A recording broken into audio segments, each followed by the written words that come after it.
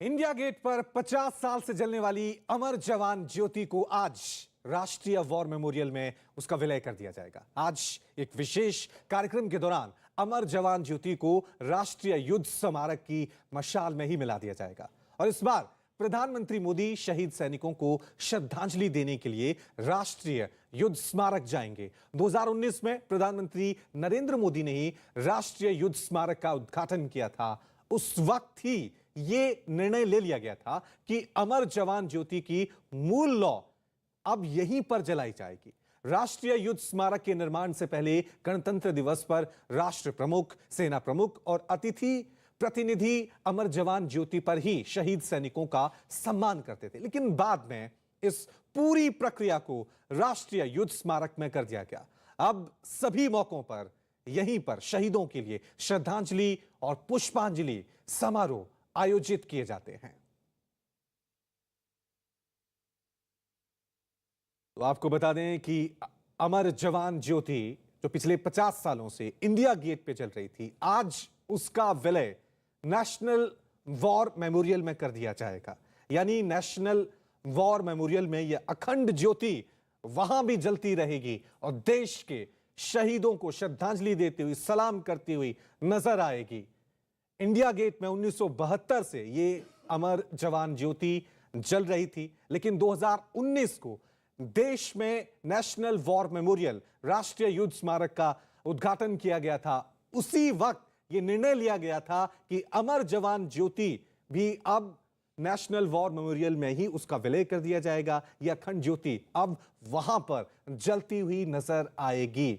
आज एक कार्यक्रम का आयोजन होना है जिसके तहत इस अमर जवान ज्योति का विलय नेशनल वॉर मेमोरियल में कर दिया जाएगा। 2019 को नेशनल वॉर मेमोरियल का उद्घाटन खुद प्रधानमंत्री नरेंद्र मोदी ने किया था। आज उन्होंने एक और बड़ी घोषणा भी की है कि इंडिया गेट पर नेताजी सुभाष चंद्र बोस की स्टैच्यू स्थापित की जाएगी। यानी दो बड़ी घोषणाएं, दो बड़े कदम सरकार के यहां पर देखने को मिल रहे हैं। एक तरफ अमर जवान ज्योति का विलय नेशनल वॉर मेमोरियल में हो जाएगा, वहां पर यह अखंड ज्योति जलती रहेगी। दूसरी तरफ नेताजी सुभाष चंद्र बोस की स्टैच्यू की स्थापना इंडिया गेट में इसकी घोषणा कर दी गई है।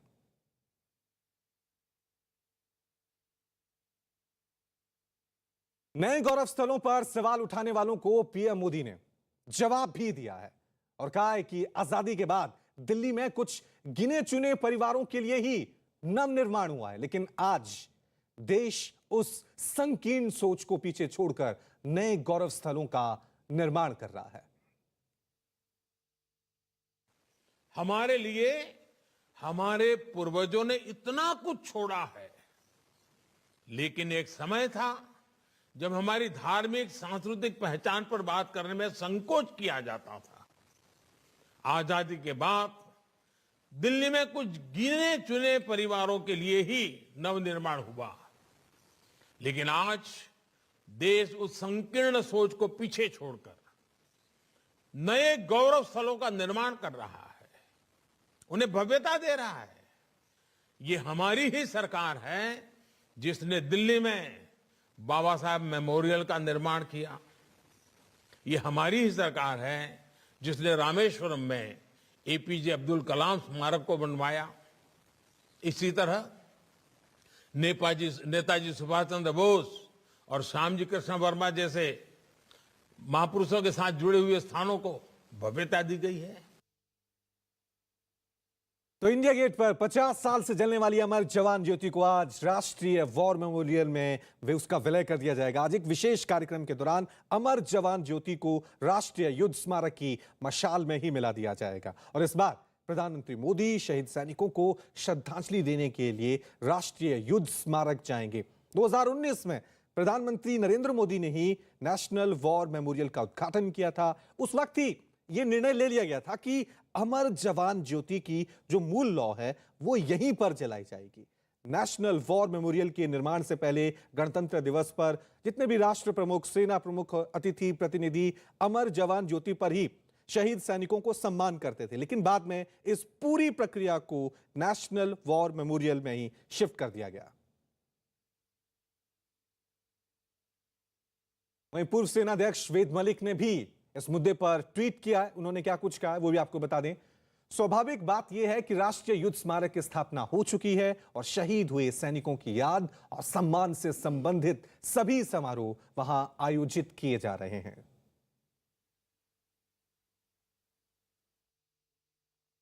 उन्नीस में जब बांग्लादेश के रूप में हमने एक नए राष्ट्र का निर्माण किया और भारतीय सेना की अभूतपूर्व विजय हुई, तो उसके मान सम्मान में और हर अननोन सैनिक के मान सम्मान में उस तरह समय की प्रधानमंत्री श्रीमती गांधी ने वहां पर अमर जवान ज्योति नाम से एक फ्लेम एंड चबूतरे का निर्माण कराया और जिसका पूरे भारतीय सेना के ऊपर बहुत अच्छा प्रभाव है।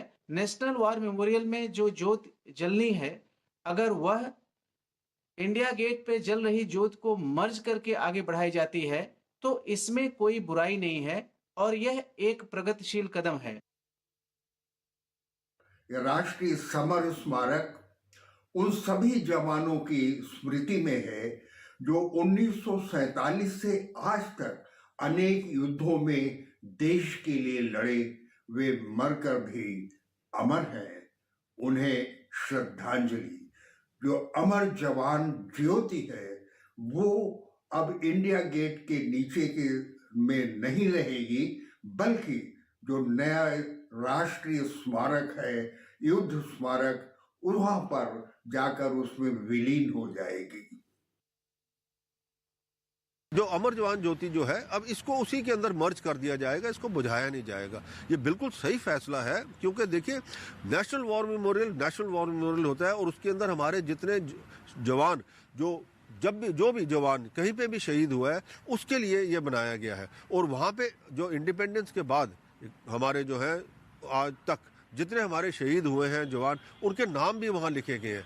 तो इसीलिए ये बिल्कुल सही फैसला है गवर्नमेंट का कि भाई इसको हम, और ये हमारी फौज की तरफ से भी ये मांग थी कि इसको एक ही जगह हो ताकि हम एक जगह अपने रिस्पेक्ट पे करें अपने जितने हमारे लोग हैं उनके लिए। मेरी समझ से तो कोई इंसल्ट नहीं है। क्यों नहीं है? क्योंकि जो फर्स्ट वर्ल्ड वॉर की इंडिया गेट बना था उधर अमर जवान ज्योति जल रही थी। अमर जवान ज्योति को बुझाया नहीं जा रहा है। ये शायद सबके दिमाग में ये आ रहा है कि ये ज्योति मर्ज कर जाएगी। To the best of my knowledge Amar Jawan Jyoti को बुझाया नहीं जा रहा। अमर जवान ज्योति रहेगी, लेकिन अब ये डेजिग्नेटेड एरिया यहाँ पर है, एक मिलिट्री सेरेमनी है, सिंबोलिज्म है कि हम अब से ये एक नेशनल लेवल पे फ्लेम होगी। रिटायर्ड लेफ्टिनेंट जनरल सतीश दुआ ने ट्वीट कर लिखा है कि मुझे इस बात का बहुत संतोष है कि इंडिया गेट पर अमर जवान ज्योति की शाश्वत ज्योति को राष्ट्रीय युद्ध स्मारक में विलय किया जा रहा है।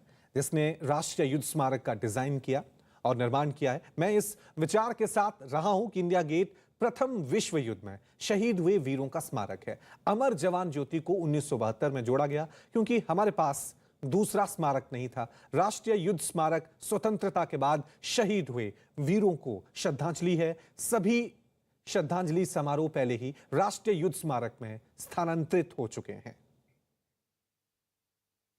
वहीं कांग्रेस ने अमर जवान ज्योति को शिफ्ट करने को लेकर एक बड़ा मुद्दा बनाया और उसे गलत भी बताया और कहा कि इतिहास को मिटाने की कोशिश हो रही है। सवाल उठाने वालों को केंद्रीय मंत्री कौशल किशोर ने जवाब दिया और कहा कि अमर जवान ज्योति पर ज्यादातर अंग्रेज सैनिकों के नाम मिलेंगे और अब इस ज्योति को शिफ्ट किया जा रहा है। 1971 में भारत ने और स्वर्गीय प्रधानमंत्री श्रीमती इंदिरा गांधी ने जो दक्षिण एशिया का भूगोलिक मैप है, जो भूगोलिक पृष्ठभूमि है, उसको दोबारा से उसकी संरचना की। तो इसलिए नेशनल वॉर मेमोरियल में एक ज्योति जल रही है और अगर अमर जवान ज्योति भी जलती रहेगी तो इससे कोई हर्ज नहीं होने वाला।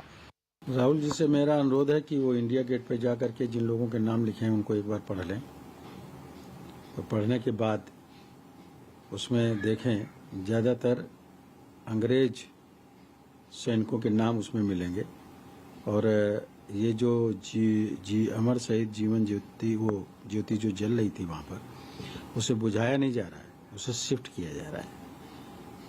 केवल शिफ्ट किया जा रहा है, बुझाया नहीं जा रहा है। इसलिए गलत बयानी नहीं करना चाहिए वो देश की राजनीति करते हैं, इसलिए सोच समझ के उनको बयान देना चाहिए। वहीं इंडिया गेट पर नेताजी सुभाष चंद्र बोस की मूर्ति स्थापित होगी, इसकी जानकारी खुद प्रधानमंत्री नरेंद्र मोदी ने ट्वीट कर दी। देश नेताजी की 125वीं जयंती मना रहा है, ऐसे वक्त ग्रेनाइट से बनी भव्य मूर्ति इंडिया गेट पर स्थापित होगी।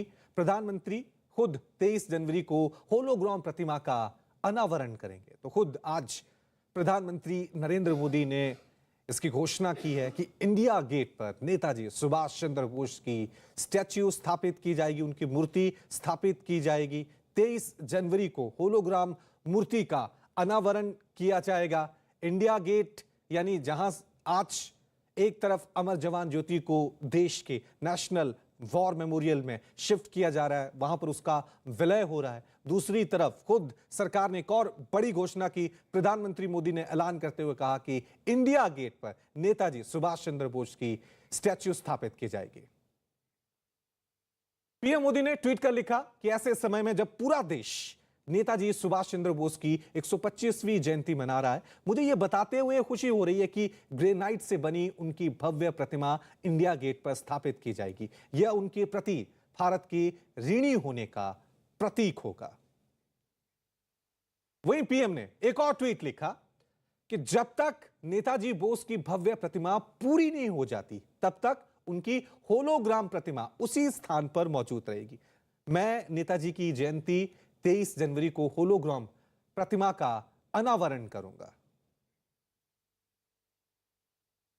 तो तस्वीरें आप देख सकते हैं किस तरफ से एक तरफ प्रधानमंत्री मोदी ने खुद आज ट्वीट करके ये जानकारी दी कि इंडिया गेट पर नेताजी सुभाष चंद्र बोस की स्टैच्यू मूर्ति स्थापित की जाएगी। दूसरी तरफ उन्होंने ये भी बताया कि 23 जनवरी को होलोग्राम की जो मूर्ति है उसका अनावरण पीएम मोदी करेंगे। सरकार ने फैसला लिया है कि 26 जनवरी का जो समारोह है वो जो कि 24 जनवरी से शुरू होता था, अब उसे 23 जनवरी यानी कि नेताजी सुभाष चंद्र बोस के जन्मदिन के दिन से शुरू किया जाए। और उसी दिन यानी कि 23 तारीख को अब प्रधानमंत्री एक ऐसी सौगात देने जा रहे हैं देश को जिसका काफ़ी लंबे समय से इंतज़ार था। आप ये सामने की कैनोपी देख रहे हैं, इस कैनोपी में बीचों बीच जो है एक बड़ी मूर्ति सुभाष चंद्र बोस की यहाँ लगाई जाएगी। ये ग्रेनाइट की मूर्ति है जो कि इस वक्त तैयार हो रही है, लेकिन उससे पहले जो है यहाँ पे पूरी तैयारियाँ हो चुकी है। 23 तारीख को जब प्रधानमंत्री यहाँ पे आएंगे और उस वक्त यहाँ एक होलोग्राम जो है उसको इनॉग्रेट करेंगे, जो कि आप सामने देख भी सकते हैं कि होलोग्राम जो इनॉग्रेशन होगा उसकी भी तैयारी हो चुकी है। तो ये एक बड़ा दिन है और ऐसा नहीं है कि इस जगह ये जगह हमेशा से खाली ही थी, ऐसी ही थी, यहाँ पे कोई दूसरी मूर्ति नहीं थी। लेकिन पहले के इस कैनोपी के अंदर जो है किंग जॉर्ज V की मूर्ति थी जिसको कि 1968 में हटा दिया गया था। और अब वो दिन आया है जब भारत की स्वतंत्रता के लिए नेताजी सुभाष चंद्र बोस ने जिस तरीके से अपना योगदान दिया, उस योगदान को ध्यान में रखते हुए अब सरकार की तरफ से इसी कैनोपी के अंदर जो है एक विशालकाय मूर्ति उनकी लगाई जाएगी, जिसके होलोग्राम का उद्घाटन खुद प्रधानमंत्री नरेंद्र मोदी करेंगे। और उसके बाद जब ये मूर्ति बनकर तैयार हो जाएगी तो उसको इसी जगह स्थापित कर दिया जाएगा। वहीं रक्षा मंत्री राजनाथ सिंह ने भी ट्वीट कर खुशी जाहिर की है। उन्होंने कहा कि प्रधानमंत्री का नई दिल्ली स्थित इंडिया गेट पर नेताजी सुभाष चंद्र बोस की प्रतिमा लगाने के निर्णय का मैं सहर्ष स्वागत करता हूं। ये निर्णय नेताजी की 125वीं जन्म जयंती के अवसर पर कृतज्ञ राष्ट्र द्वारा उनके प्रति सम्मान की राष्ट्रीय अभिव्यक्ति है। नेताजी सुभाष चंद्र बोस की प्रतिमा लगने से भारत की जनता और भावी पीढ़ियों के मन में राष्ट्र प्रेम, स्वाभिमान और पराक्रम की प्रेरणा जागृत होगी तथा देश की आजादी बनाए रखने के लिए अपना सर्वस्व न्यौछावर करने की भावना प्रज्वलित होगी। पीएम मोदी के इस निर्णय के लिए बधाई और धन्यवाद।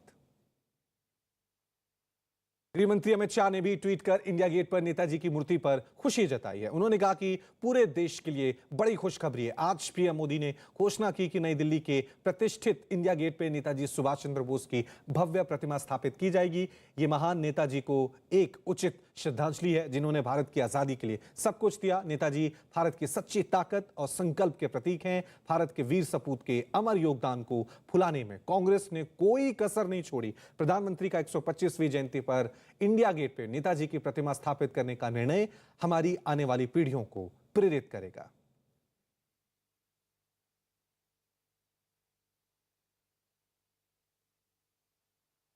तो आपको बता दें कि किस तरह से देखिए अमर जवान ज्योति जो पिछले 50 सालों से इंडिया गेट पर जल रही है, आज उसे नेशनल वॉर मेमोरियल में शिफ्ट किया जाएगा। 1972 में पहली बार अमर जवान ज्योति जलाई गई थी, क्योंकि कहा जा रहा था कि देश के पास कोई और इस तरह का कोई वॉर मेमोरियल नहीं था। तो यही वजह है कि 1971 के युद्ध में शहीद हुए सैनिकों की याद में इस अमर जवान ज्योति को जलाया गया था। लेकिन अब 50 सालों बाद जब देश के पास नेशनल वॉर मेमोरियल है, इंडिया गेट के पास ही मौजूद है, वहां पर आज इस अमर जवान ज्योति का विलय कर दिया जाएगा। यानी ये अखंड ज्योति अब वहां पर आपको जलती हुई नजर आएगी।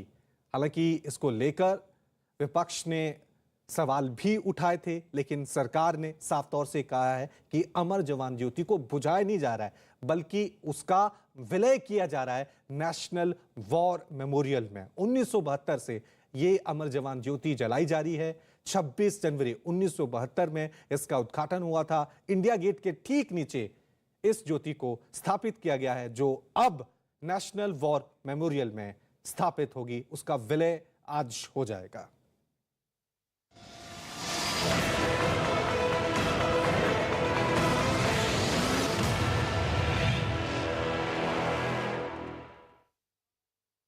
और बात करते हैं यूपी की सियासत की। हाल ही में बीजेपी में शामिल अपर्णा यादव ने मुलायम सिंह यादव से मुलाकात की। अपर्णा यादव मुलायम सिंह के छोटे बेटे प्रतीक की पत्नी है। बुधवार को अपर्णा यादव ने बीजेपी का दामन थामा था। दिल्ली मुख्यालय में बड़े नेताओं की मौजूदगी में उन्हें बीजेपी में शामिल कराया गया। बीजेपी में शामिल होने के बाद अपर्णा यादव जब लखनऊ पहुंची तो वहां उन्होंने ससुर मुलायम सिंह से मुलाकात की और पैर छूकर जीत का आशीर्वाद मांगा। तस्वीर हम आपको दिखा भी रहे हैं।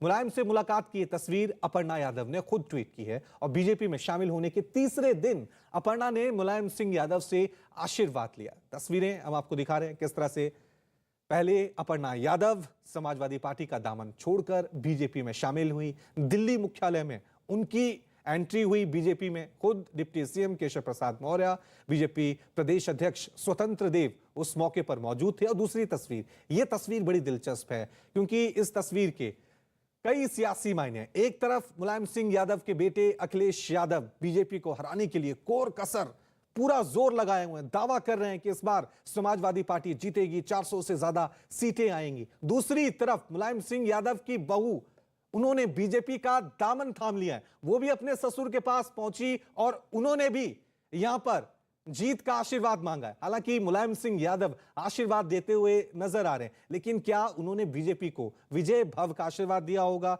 या अखिलेश यादव को? यह धर्म संकट इस वक्त मुलायम सिंह यादव के सामने जरूर होगा। लेकिन बड़ी दिलचस्प तस्वीर यूपी की सियासत से। अपर्णा यादव ने ट्वीट किया और उन्होंने कहा कि भारतीय जनता पार्टी की सदस्यता लेने के पश्चात लखनऊ आने पर पिताजी यानी नेताजी से मैंने आशीर्वाद लिया। ट्वीट किया है और खुद उन्होंने ये तस्वीर आज पोस्ट की है कि पैर छूकर उन्होंने मुलायम सिंह यादव का आशीर्वाद लिया है। वहीं इससे पहले लखनऊ पहुंचने पर कार्यकर्ताओं ने अपर्णा का काफी गर्मजोशी के साथ स्वागत किया और इस दौरान जय श्री राम के नारे भी लगे। अपर्णा ने पार्टी की सदस्यता लखनऊ में नहीं बल्कि दिल्ली में बीजेपी के राष्ट्रीय मुख्यालय में ली। यूपी बीजेपी अध्यक्ष स्वतंत्र देव सिंह, राज्य के डिप्टी सीएम केशव प्रसाद मौर्य भी इस दौरान मौजूद थे। मुलायम सिंह यादव की बहू के बीजेपी में शामिल होने के सियासी मायने भी हैं। बीजेपी की सदस्यता लेने के बाद अपर्णा ने कहा कि वो हमेशा प्रधानमंत्री नरेंद्र मोदी से प्रभावित रही हैं। उनके लिए राष्ट्र सबसे पहले रहा।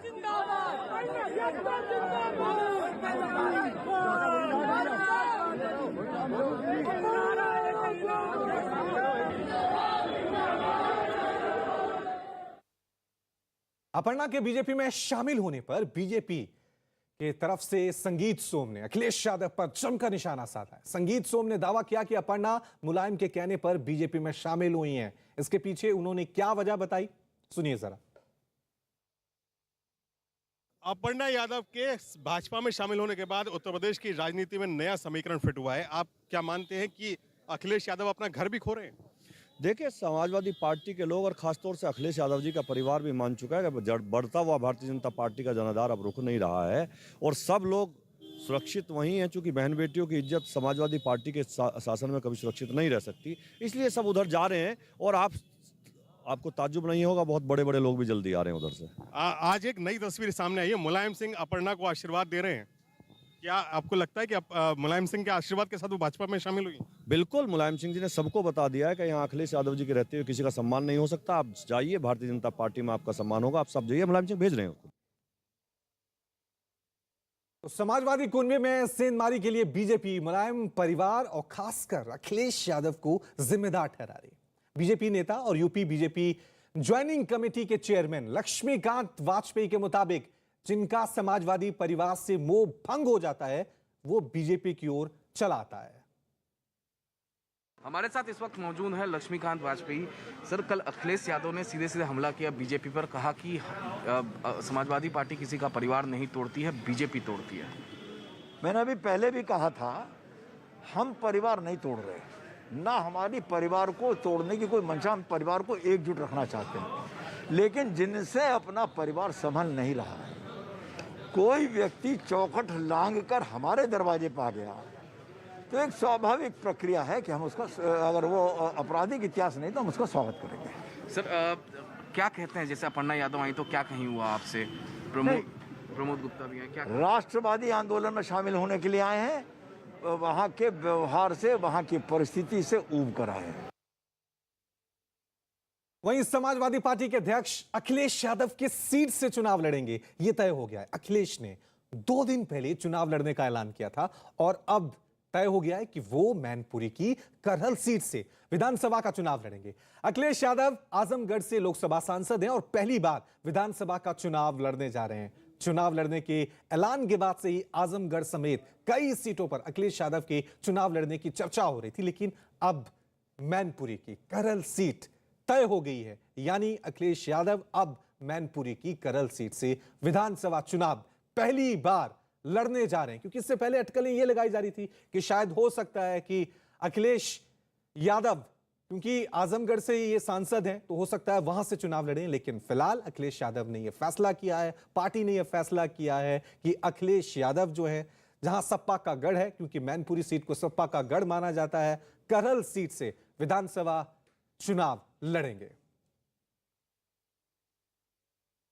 मैनपुरी की करहल सीट से मौजूदा विधायक सोबरन सिंह से न्यूज 18 ने खास बातचीत की। सोबरन सिंह ने कहा कि उन्होंने ही अखिलेश यादव को यहां से लड़ने के लिए आमंत्रित किया था। तो आप देख सकते हैं किस तरह से करहल सीट के जो विधायक हैं सोबरन सिंह, वो ये दावा कर रहे हैं कि उन्होंने ही निमंत्रण दिया था अखिलेश यादव को कि आप आइए और इस करहल सीट से विधानसभा चुनाव लड़िए।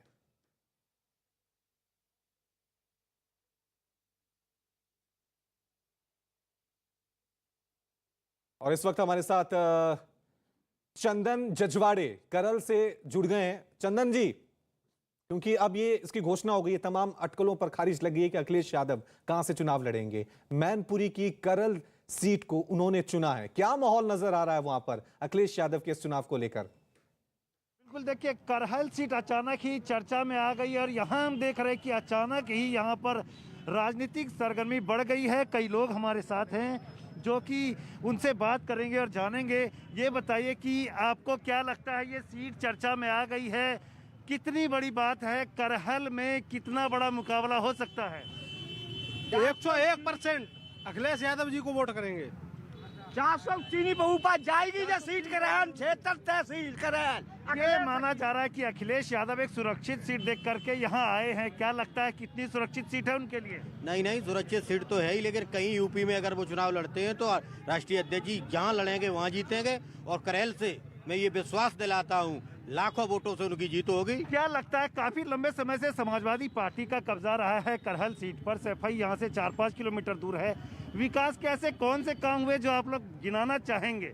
विकास का सबसे बड़ा तो काम यही है कि express way, SH state highway और जितनी भी लिंक रोड है जो बनी हुई हैं वो सब समाजवादी पार्टी और नेताजी के जो सांसद हैं यहाँ के उनसे बनी हुई हैं। ठीक है, 100 डायल और बाकी सब जितनी योजनाएं हैं, एम्बुलेंस 108, सबसे समाजवादी देन है, ये पूरा विकास हुआ है। आपको क्या लगता है करहल में कितना बड़ा मुकाबला होगा, क्योंकि ये सीट अचानक राष्ट्रीय स्तर पर चर्चा में आ गई है?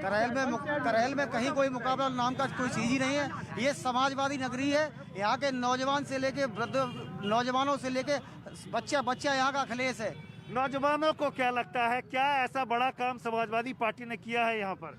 भैया ने हमेशा नौजवानों का साथ दिया है और यहाँ से भैया ने जब हुआ ना किसानों की भी हेल्प की है। यहाँ के किसान बहुत परेशान हैं। यहाँ साड़ों से लोग बहुत परेशान हैं। हम लोगों की खेती से बर्बाद हो गई है। हम लोग बहुत तंग रहे हैं यहाँ पर। हम कुछ कह नहीं सकते। बीजेपी में हम लोगों को मिला ही क्या है, ओबीसी के नाम पर हम लोगों को। चलिए, तो देखिए ये बात है कि लोग जो है एक तरह से ये दावा कर रहे हैं कि अखिलेश यादव के लिए काफी सुरक्षित ये सीट रहेगी और ये गढ़ है एक तरह से समाजवादी पार्टी का, इसलिए जाहिर तौर पर इस सीट का चुनाव जो है हुआ है। ठीक है चंदन, बिल्कुल सोच समझकर हुआ है। बिल्कुल सुरक्षित सीट है, सुरक्षित सीट है। अखिलेश यादव को पता है कि ये समाजवादी पार्टी का बड़ा गढ़ है, यहां से वो चुनाव हार नहीं सकते, इसलिए उन्होंने ये सुरक्षित सीट करल को चुना है। अखिलेश यादव करल सीट से विधानसभा चुनाव लड़ने वाले हैं। इस बीच करल से समाजवादी पार्टी नेता और प्रदेश सचिव रघुपाल सिंह ने बीजेपी की सदस्यता ले ली है। रघु सिंह ने आरोप लगाया कि अखिलेश यादव को अपने कार्यकर्ताओं की पहचान नहीं है। आपका जो विधानसभा क्षेत्र है बहुत इंपॉर्टेंट हो गया है, वहीं से अखिलेश यादव चुनाव लड़ने जा रहे हैं। उन्होंने आपको प्रदेश सचिव बनाया। क्या हुआ कि आखिरकार आपने समाजवादी पार्टी को छोड़कर बीजेपी ज्वाइन कर लिया?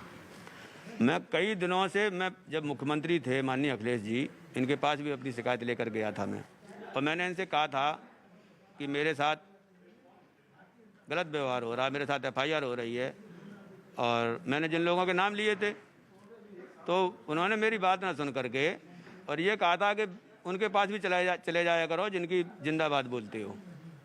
तो मुझे ये लगा कि ये मेरे ऊपर शक कर रहे हैं कि मैं पार्टी के संग गद्दारी कर रहा हूँ, लेकिन ऐसा था नहीं। लेकिन अखिलेश यादव ने तो आपको चुनाव भी लड़वाया, ग्राम पंचायती का चुनाव भी लड़वाया, प्रधान भी बनवाया। मैं पार्टी से दूर होकर चुनाव लड़ा। समाजवादी पार्टी के नेता मैं किसी के दरवाजे नहीं गया, विरोध में होकर के चुनाव लड़ा और 400 वोटों से जीता। जीत रिकॉर्ड हुई हमारी। क्षेत्र पंचायत लड़ा, वो भी इनसे विरोध होकर के लड़ा, तब भी पूरे जिले में सबसे तगड़ी जीत से जीता। मैं ये चुनाव तो लड़वाना ही चाहते। चुनाव की जब बात करोगे तो कोई मतलब नहीं है। अगर चुनाव नहीं लड़ना है तो पार्टी में रहो। नाराजगी क्या है आपकी समाजवादी पार्टी से? अखिलेश यादव से नाराजगी क्या है? बिना नेताजी के कोई सुनवाई नहीं है वहाँ पर। नेताजी सबकी सुनते थे, सबको साथ लेके चलते थे, उनको पहचान थी कार्यकर्ता की। अब वहाँ कोई सुनने वाला नहीं, किसके पास जाएं, किससे कहें। जिसके पास जाओगे तो कोई सुनने वाला नहीं है। वहीं यूपी के सीएम योगी आदित्यनाथ ने समाजवादी पार्टी पर हमला बोलते हुए ट्विटर पे लिखा कि समाजवादी पार्टी ने विधानसभा चुनाव 2022 में जिन्हें टिकट दिया है उनकी ही भूमिका प्रदेश को दंगा प्रदेश बनाने में थी। विकास एवं सुशासन से सामाजिक न्याय का पर्याय यह नया उत्तर प्रदेश है। प्रदेश की जागरूक जनता विपक्ष की मंशा कभी पूरी नहीं होने देगी।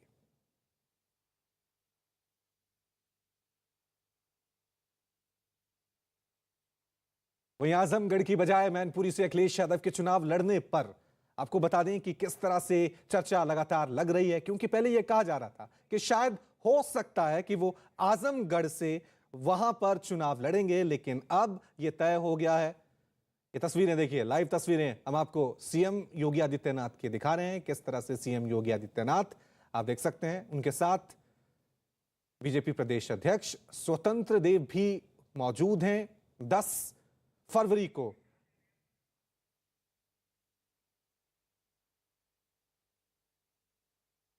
आप देख सकते हैं किस तरह से सीएम योगी आदित्यनाथ, उनके साथ बीजेपी प्रदेश अध्यक्ष स्वतंत्र देव मौजूद हैं। चुनाव प्रचार को लेकर बीजेपी ने नया गाना तैयार किया है, उसको आज लॉन्च किया जाएगा और केंद्रीय मंत्री अनुराग ठाकुर भी इस मौके पर उनके साथ मौजूद हैं। तो चुनाव को लेकर सभी पार्टियों ने अपनी अपनी तैयारी यहां पर की है। संगीत के जरिए भी एक दूसरे से वार पलटवार का सिलसिला जारी है। आज इसी कड़ी में बीजेपी अपना चुनावी गाना यहां पर लॉन्च करने जा रही है। चलिए इस खबर पे और ज्यादा जानकारी के लिए सीधा रुक करते हैं मेरे सहयोगी अमित का। अमित, हम देख रहे हैं सीएम योगी आदित्यनाथ पहुंच गए, थोड़ी देर बाद ही गाना लॉन्च हो जाएगा। क्या जानकारी मिल पा रही है, किस तरह का होगा ये गाना? देखिए, दो गाने हैं जिसको लॉन्च करने तीन सॉन्ग बनाया जा रहा है। योगी आदित्यनाथ मुख्यमंत्री योगी आदित्यनाथ लॉन्च करेंगे इस गाना। दोनों डिप्टी सीएम केशव प्रसाद मौर्य, दिनेश शर्मा, ये सभी मंच पर मौजूद रहे। इसके अलावा यूपी के बड़े नेता भी मौजूद हैं। दो गाने हैं, पहला गाना का बोल है यूपी को वचन दिया।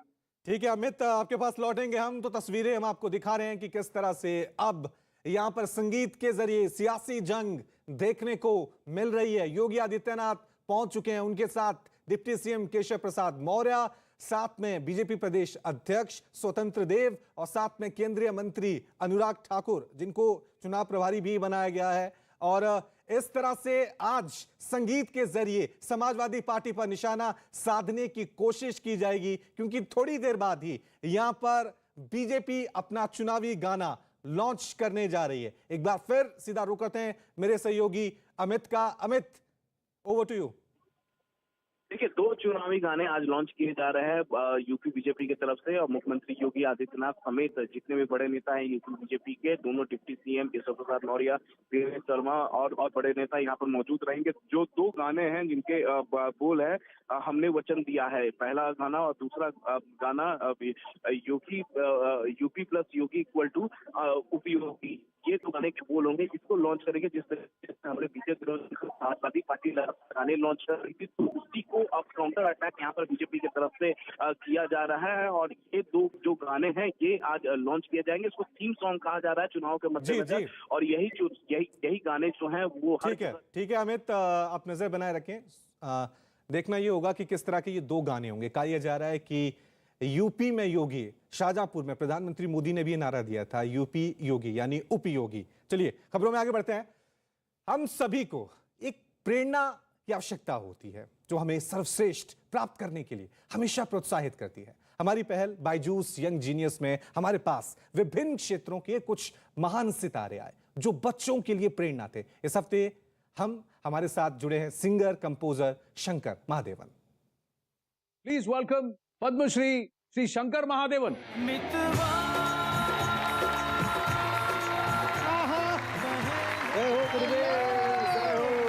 हेलो, नमस्ते, how are you? So nice to see you. कैमरे के पीछे बहुत लाखों लोग हैं, तो उनके लिए थोड़ा सा मन मंदिर आपको याद है तो आप सुना देंगे? शंकर सर भी हैं। मन मंदिरा ते जाने उजड़ून घे सदका, मन मंदिरा ते जाने उजड़ून घे सदका, संवेदना